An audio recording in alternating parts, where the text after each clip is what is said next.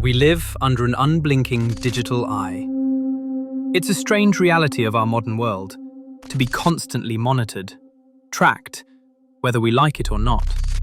Every search we make on the internet, every place our phone tells us we've been, it all leaves a trace. A digital fragment logged in a server somewhere. Technology has placed cameras on every street corner, in every building. We move through our lives with the quiet understanding that if you do anything, you will be seen. That someone will know. It's a permanent digital archive of our existence.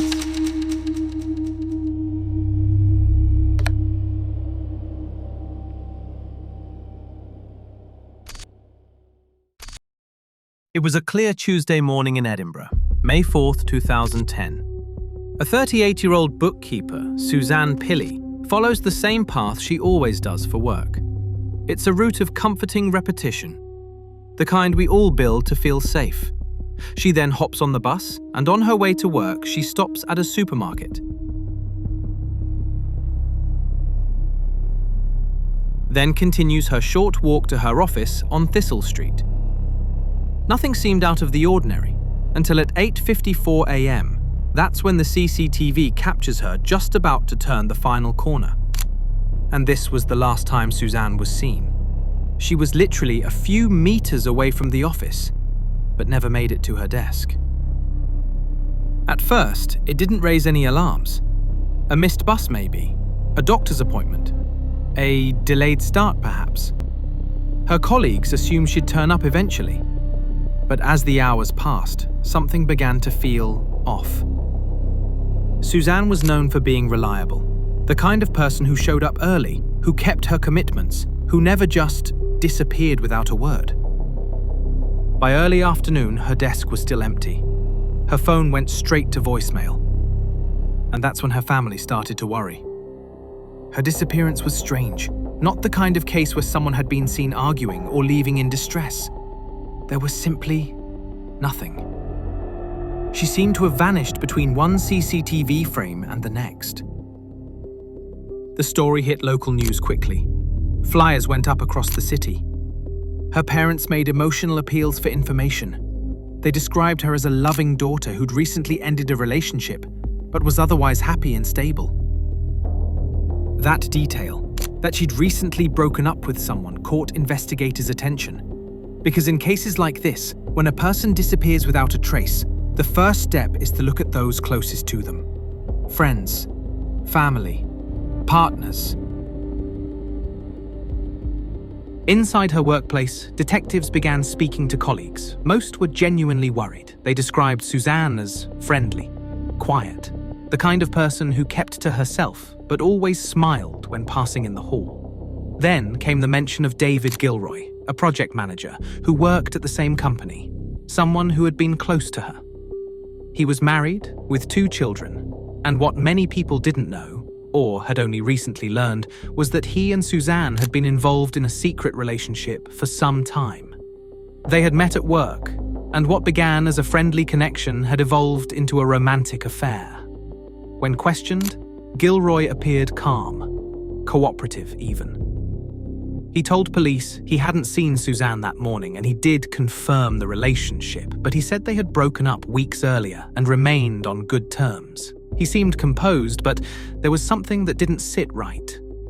When detectives took a closer look at his behavior that day, his movements, his story, and what he was doing inside that same office building where Suzanne was supposed to arrive, they started noticing inconsistencies. Subtle at first, but the kind that, when pieced together, begin to tell a much darker story. Suzanne's parents told investigators that she'd recently been trying to distance herself from him, that she wanted space, that the relationship had become uncomfortable. During the investigation, detectives naturally wanted to examine both of their devices, phones, laptops, anything that might reveal what had really been going on between them. But when they asked Gilroy to hand his over, he claimed that his house had been broken into, and that both his phone and his laptop had been stolen, a rather convenient coincidence, considering the timing. But investigators weren't entirely empty-handed. Luckily, Suzanne's phone data was recovered, and through it, they were able to piece together the final weeks of her life and the tone of a man who simply couldn't accept the end of a relationship. Now, the messages the investigators found told their own story. There were texts she'd sent to Gilroy, making it clear things were over, polite but firm, and even mentioning that she'd started seeing someone new. In other messages to her friends, she said that she hoped Gilroy had finally got the hint. But apparently he didn't. He had inundated her with over 400 desperate, pleading texts and voicemails. Hi Suzanne, it's David here. Give me a phone back, please. I just want to have a wee chat with you. See if you need a lift or anything. Just give me a phone back, even just for a couple of minutes. I'm worried. And what's more revealing is that after May 4th, the very day she disappeared, he never sent another message again. When detectives began reviewing CCTV footage from the days leading up to her disappearance, they found something unexpected. Just 2 days before Suzanne vanished, a CCTV inside a local shop caught her and Gilroy together at the checkout buying groceries for a meal near her flat. A final meeting that, in hindsight, carried far more weight than anyone realized at the time. In the footage, she's wearing a light lilac jacket and a pink jumper underneath, the same outfit she would be seen wearing on the morning she disappeared. It was a small but haunting detail. This footage didn't just confirm they were still in contact. It captured one of the final moments she was ever seen alive. So, when investigators began comparing Gilroy's story to hard data, phone records, CCTV, vehicle logs, things started to unravel. Gilroy had been in the office early that morning, and he also took the bus to work that day. There were unexplained gaps in his movements during the hours Suzanne disappeared. Although there was no CCTV inside the building, a CCTV outside caught Gilroy going in and out of the basement garage, and he had also been seen by a colleague, accessing basement storage areas, places he had no clear reason to visit. Colleagues also recalled him appearing nervous and sweaty later that morning, with small scratches on his hands. Investigators even looked at them closely, and they noted that he had tried to cover the marks with makeup. When police searched the office building, they found no visible evidence of a struggle or blood. But they couldn't ignore the fact that CCTV showed Suzanne just a few seconds away from the entrance of the building, and yet there was no evidence of her leaving. The conclusion was unavoidable. Whatever happened to her happened there. The same afternoon of her disappearance, Gilroy had volunteered to make a work trip. He then went back home and returned to the office driving his car, supposedly to meet clients in the west of Scotland later that day. CCTV later caught him stopping to buy 4 air fresheners after leaving the office, an odd detail that later would soon make sense to the investigators. Later, his phone was finally seized along with his car. His phone signal had dropped for long stretches during the trip, specifically while passing through remote areas of Argyll. When police reconstructed his journey, they realized his route made no sense. A drive that should have taken barely over half an hour somehow lasted 5 hours and 8 minutes. But Gilroy did not realize that his car would provide more clues that he had been driving along rough forest tracks. Damage to the suspension, scrape marks on the underside of the car, and vegetation attached to the car were all clues of his off-road activities. Footage from CCTV also showed an umbrella on the back parcel shelf of his car, probably put there when Suzanne's body was placed in the boot, and it disappeared from view on the return journey, having been placed back in the boot. The car's interior showed signs of recent cleaning, and the odometer readings didn't match the distance he claimed to have driven. By then, police were confident they could piece the timeline together. They believed Gilroy had waited for Suzanne that morning inside the office. Before she reached her desk, he lured her to the basement under the pretense of wanting to talk, perhaps to try and repair the relationship one last time. when she refused, the situation turned violent. He killed her there, then hid her body in a stairwell. Later, he returned with his car and carefully moved her body into the boot. Then he headed north, and somewhere deep within Argyll Forest, he got rid of her body. The search for Suzanne expanded massively. Officers scoured the highlands, woodland, and remote terrain along Gilroy's route. Helicopters, cadaver dogs, and forensic teams worked for weeks, but no trace of her was ever found. The case turned from a missing person inquiry into a murder investigation. By June 2010, police were ready. David Gilroy was arrested and charged with Suzanne Pilley's murder. The trial began in January 2012 at the High Court in Edinburgh. Prosecutors faced a rare challenge, proving murder without a body and without a confession. Their case was built on forensic evidence, phone records, CCTV footage, and, perhaps most convincingly, Gilroy's behaviour. They showed the jury how Suzanne was last seen walking toward her office, and how only one man in that building had both motive and opportunity. They argued that his motive was clear: jealousy, control, and fear of exposure, the collapse of his double life as a husband, father, and secret lover. Witnesses described his possessiveness and his desperate attempts to maintain contact with Suzanne even after she ended the relationship. One colleague recalled that Gilroy had once said he couldn't imagine his life without her. The jury listened to weeks of testimony. Gilroy never wavered. He denied everything. He claimed that Suzanne must have met someone else, or perhaps chosen to vanish voluntarily. But the evidence told a different story, one that no longer required a confession. On March 14th, 2012, after more than 2 days of deliberation, the jury found David Gilroy guilty of murder. He was sentenced to life in prison, with a minimum term of 18 years. Over the years, police have conducted multiple searches across Argyll and beyond, following new tips and mapping Gilroy's possible routes. Each time, they've come up empty. Gilroy remains in prison to this day. He has never admitted guilt. I think the way that you go out, not just your journey in life, is so important. You either made an impact in a positive way or a negative way. But just maintain integrity and maintain class and just always be true to yourself. I'm going to miss you all so much.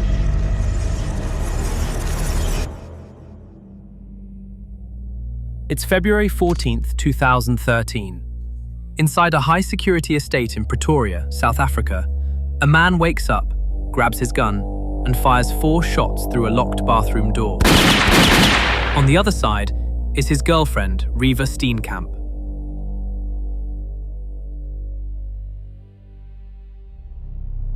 Riva Rebecca Steenkamp was born on August 19th, 1983, in Cape Town.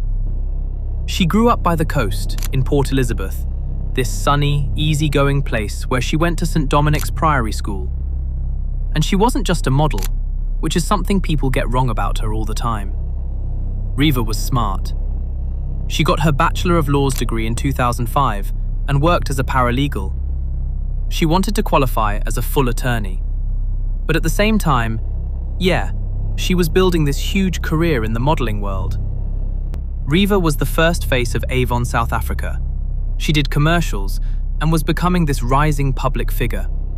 And even then, she spoke openly about issues like gender-based violence. Riva cared about people. She cared about doing the right thing.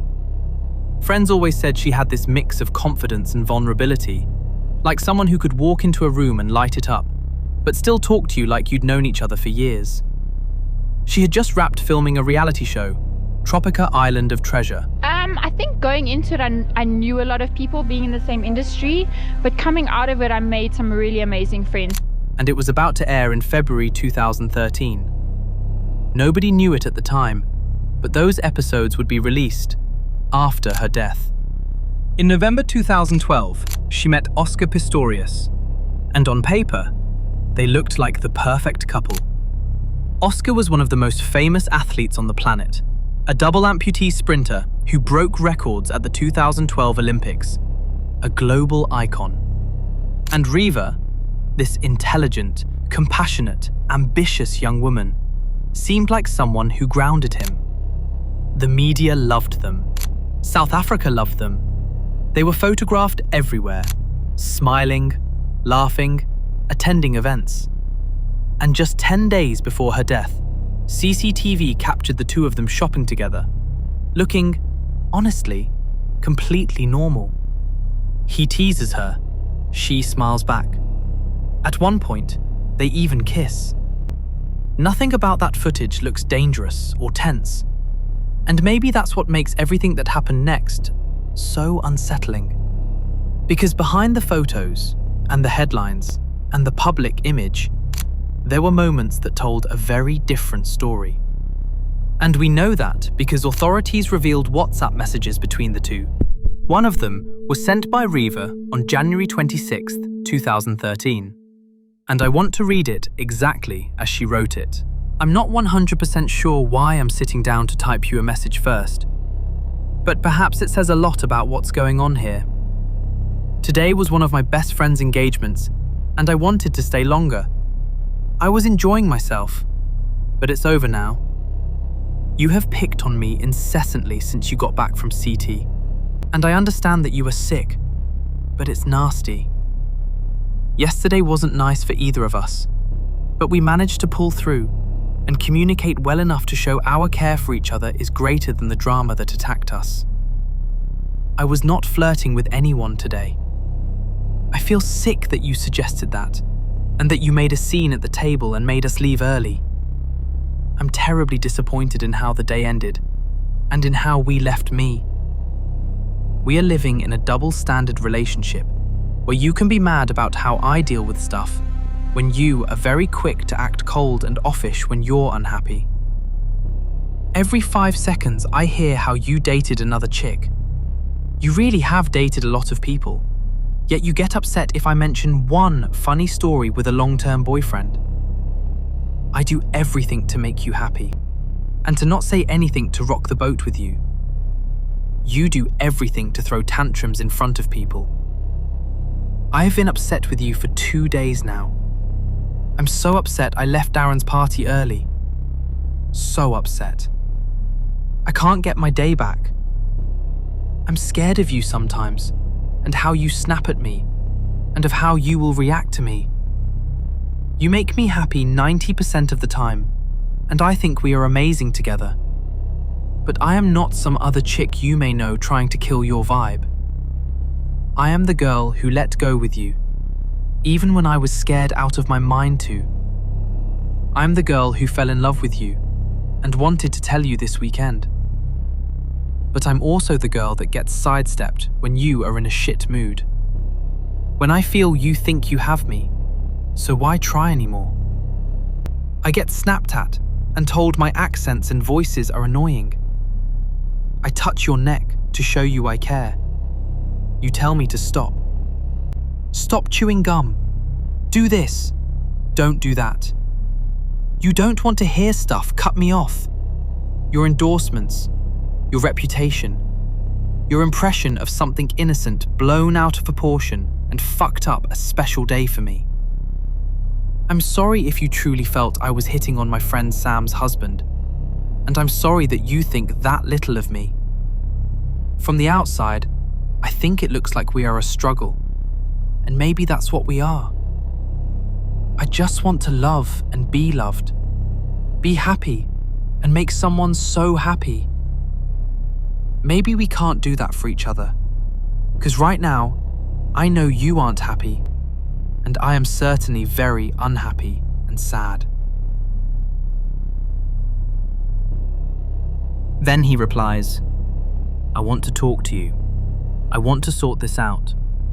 I don't want to have anything less than amazing for you and I.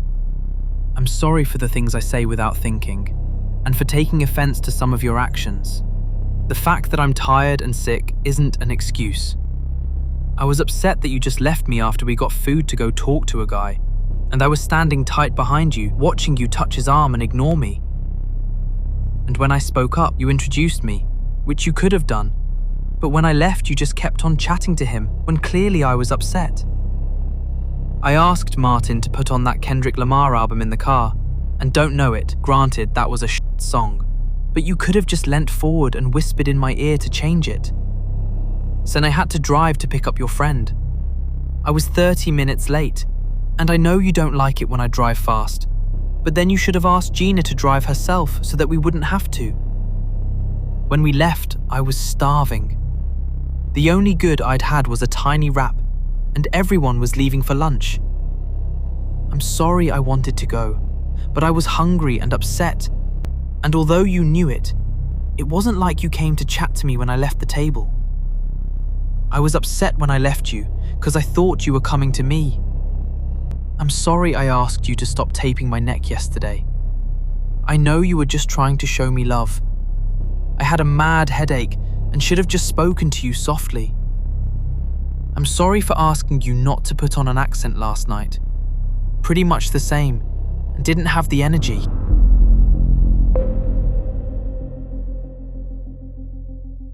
And on Valentine's Day, 2013, whatever was simmering underneath finally came to the surface. Riva drives into the gated Silverwoods country estate, this quiet, upper-class community in Pretoria. CCTV captures her car entering around the evening. She looks calm. There's nothing unusual. And that clip, it's haunting now because it's one of the last recordings of her alive. Inside the house, things seem normal. No visitors, no loud music, just Oscar and Riva spending the night together. And then, sometime around 3 o'clock in the morning, everything spirals. Neighbors later reported hearing shouting. Some said they heard a woman screaming. Others said they heard loud bangs before the gunshots. And even though people disagreed on the exact order, everyone agreed on one thing. It wasn't quiet. Inside that bathroom, behind a locked toilet cubicle door, Riva Steenkamp was standing on the other side. And Oscar Pistorius woke up, grabbed his 9mm pistol from under the bed and fired 4 times through the wooden door. 4 hollow point rounds, ammunition designed to cause maximum internal damage. 3 of those bullets hit Riva, 1 in the arm, 1 in the hip, and 1 in the head. She collapsed immediately. And here's where Oscar's story becomes the center of this entire case. He said he thought she was an intruder, that he woke up, was scared, heard a noise in the bathroom, and fired in panic. He said he didn't check if Riva was still in bed. He said he didn't call her name. He didn't look around the room. He just reacted. But prosecutors asked a very simple question. How do you shoot 4 times through a door without once asking where the person you love is? They argued the opposite, that Oscar and Riva had been fighting, that Riva ran to the bathroom, locked the door to get away from him, and that he followed her, angry, and fired. And like, the detail that still bothers so many people, and honestly, I get it, is that the bathroom wasn't on the other side of the house. He would have had to walk past her side of the bed to get there. After the shots, Oscar said he realized it might be Riva behind the door. He grabbed a cricket bat and smashed the door open. That's when the first witnesses, the estate manager and his daughter, arrived. They said Oscar was carrying Riva's body down the stairs, covered in blood, crying, praying, screaming for help. And even though that moment looked emotional and chaotic, the question wasn't whether he loved her. The question was whether loving someone is enough to stop you from killing them in a moment of fear or rage or something in between.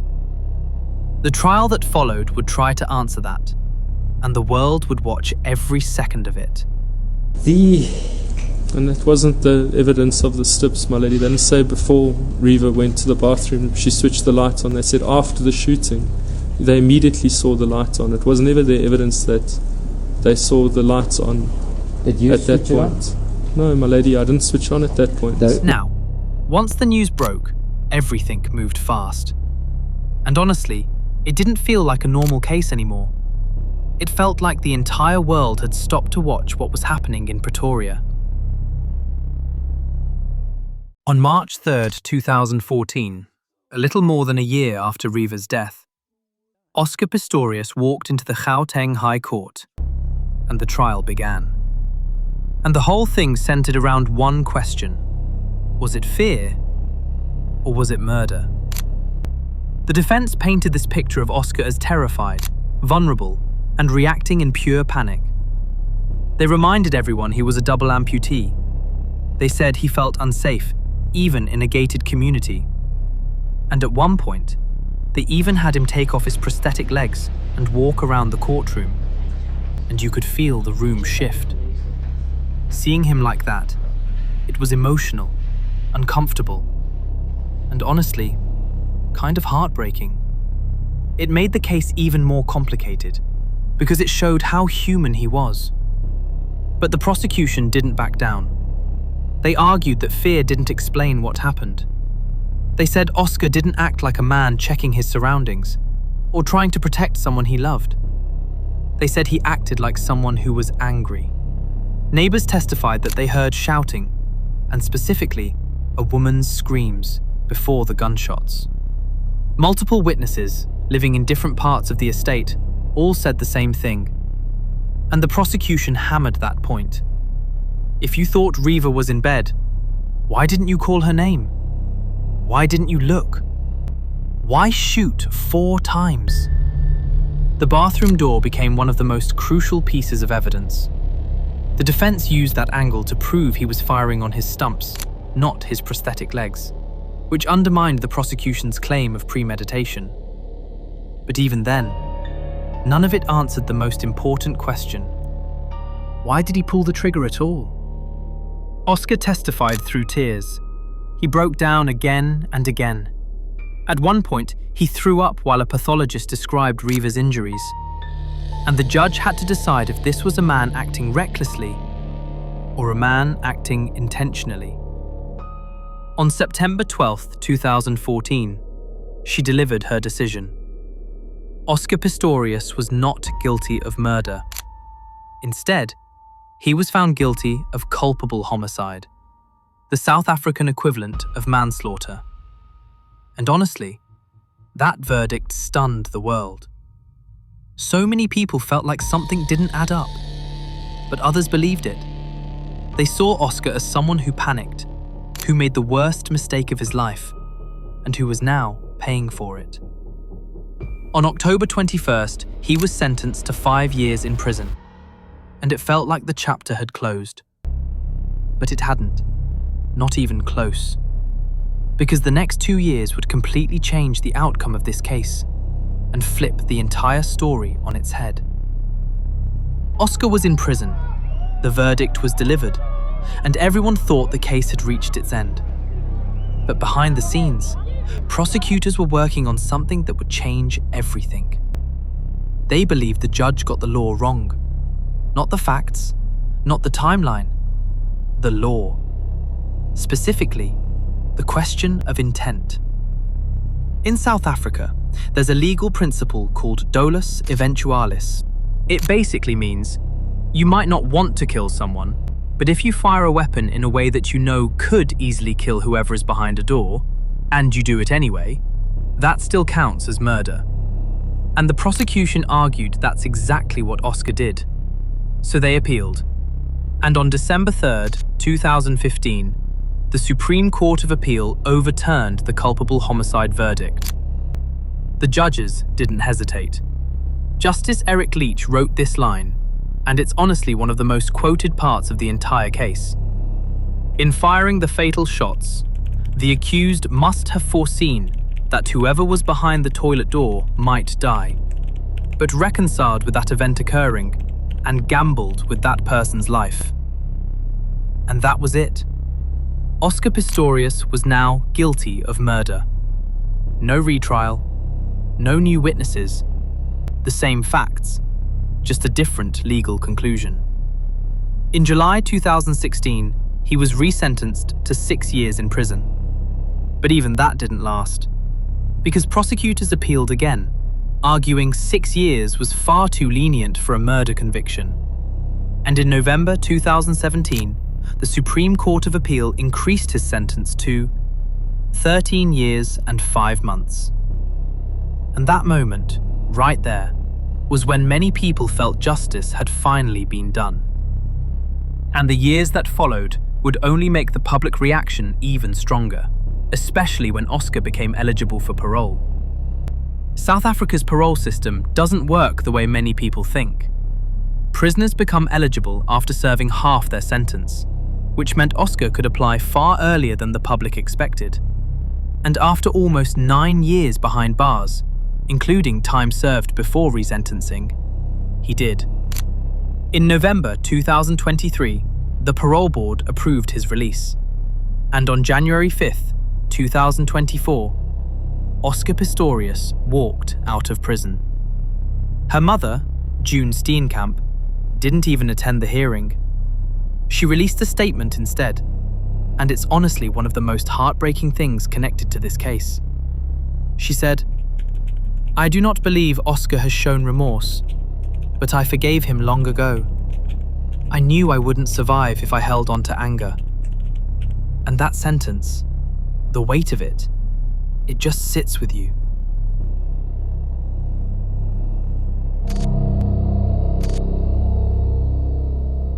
It's July 17th, 2010.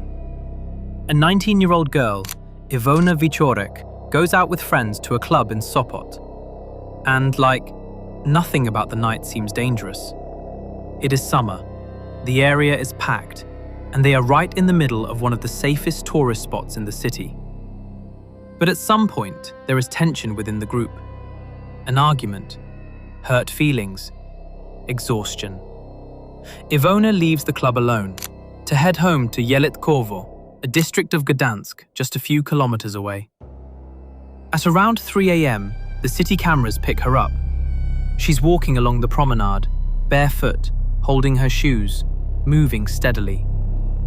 Investigators later confirmed that during her journey, Ivona tried to reach her friends, but no one picked up the phone. She then sent a message to her friend Adria. "Someone is bothering me." No details. Nothing after that. From that point, she keeps walking. And here's where things get unsettling. On the next footage, behind her, there is a man.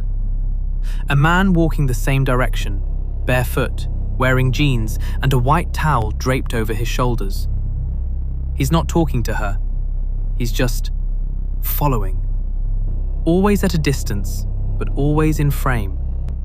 But eventually, the CCTV coverage ends, and nobody sees her after that moment. That's the last confirmed footage of her alive. And to this day, nobody knows who that man is. Police have always downplayed this man. They said he looked drunk. They said his gait wasn't predatory. They said he was probably unrelated. But this footage tells a more complicated story. Earlier that night, cameras had caught him inside a beach disco, looking for company. So yeah, it does look like that man was up to something. But nobody has ever identified him. The disappearance didn't just become a crime story, it became a national obsession. Ivona's mother appeared on TV multiple times. Interviews, appeals to the public. Eventually, her appeals turned into direct pleas to whoever took her daughter. "At least tell me where you hid Ivona, so she has a grave, so I can go to her on All Saints' Day with flowers and a candle." In 2022, Poland's special unit known as X-Files reopened the investigation.